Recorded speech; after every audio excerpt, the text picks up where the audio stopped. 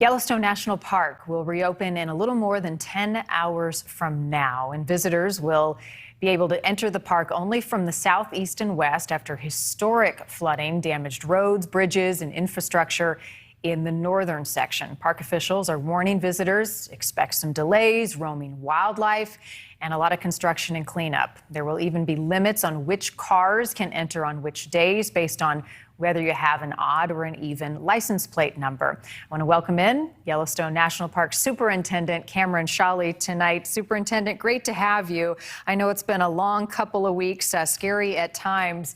I guess I'm wondering, with all these restrictions, is it too soon to welcome people back? Well, it's been a long week. It's been a long 8 days. We've made a lot of progress considering where we were just a week ago.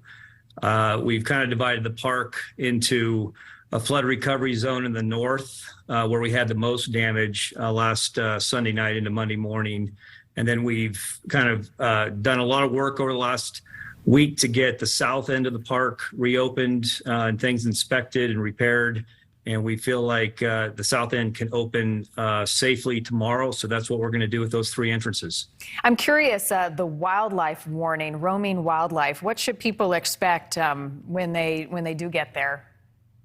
Well, the wildlife are resilient. The park is in good condition. We have some very serious damage up north.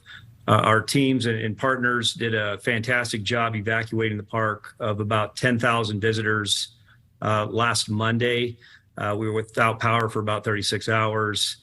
Some wastewater issues that we've fixed, and a substantial number of road sections that were damaged on the road between here in Gardner, Montana, and here in Cook City, Montana. Fortunately, folks were evacuated safely.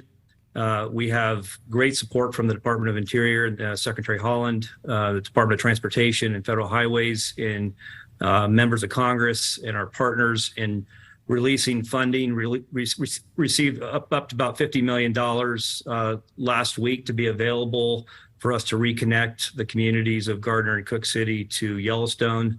That's the plan that we're working on, and that's coming along well. It's going to be a slow process to recovery.